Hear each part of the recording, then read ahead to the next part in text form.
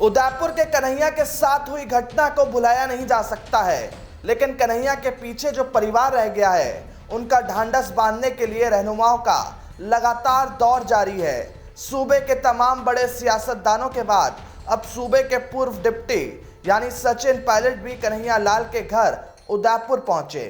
Pilot ने कहा कि इस वक्त उनका परिवार जिस दर्द से गुजर रहा है उसे लफ्जों में बयान नहीं किया जा सकता।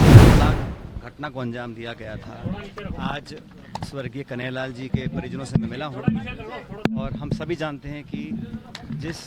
हैवानियत का प्रदर्शन इस हत्याकांड के माध्यम से लोगों ने देने की कोशिश की है, वो कोई भी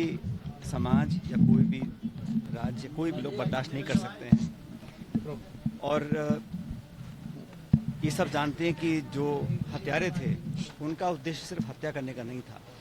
जिस तरह से इस पूरी घटना को अंजाम दिया गया, जिस तरह से दहशत और खौफ पैदा करने की कोशिश की गई, मैं समझता हूँ वो हम सब के लिए एक बहुत बड़ी चेतावनी है और लोगों के जहन में डर पैदा करने का, खौफ पैदा करने का जो उन्होंने कोशिश की है, उसको हम सब मिलकर नाकाम करेंगे। और दोषियों को पकड़ा तो गया है, लेकिन हम सभी चाहते हैं कि चाहे वो ATS हो, SOG हो या NIA हो, दोषियों को जल्द से जल्द, चाहे डेली हेयरिंग हो स्पेशल कोर्ट के माध्यम से, लेकिन जो दोषी हैं जिन्होंने हत्या को अंजाम दिया है, इस भयानक घटनाक्रम को अंजाम दिया है, उनको सख्त से सख्त सज़ा मिलनी चाहिए। और मैं समझता हूँ फांसी से कम सज़ा नहीं मिलनी चाहिए। ये न्यायालय पर निर्भर करता है, लेकिन जो तथ्य अब तक आए, इन्वेस्टिगेशन चल रही है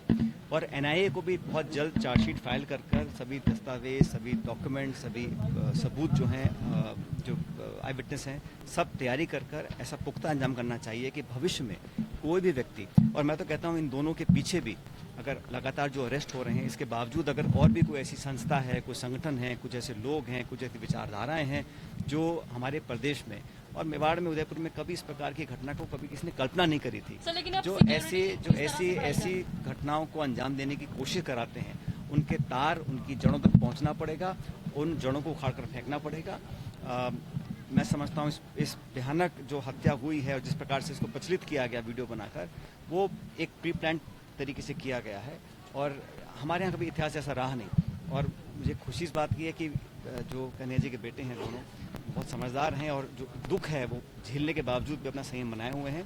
परिवार की, परिजनों की पूरी मदद हम करेंगे, लेकिन जो खोया है वापस नहीं आएगा, लेकिन न्याय जरूर मिलना चाहिए और न्याय में देरी नहीं होनी चाहिए। और मैं तो कहता हूँ कानून के दायरे में जो सख्त से सख्त प्रावधान हो वो लागू कर तुरंत उन लोग दोनों को, और दो से अधिक भी अगर लोग हों, सब लोगों को बहुत अधिक ऐसी सजा मिले ताकि भविष्य में कोई इस काम को करने की सोच भी ना सके।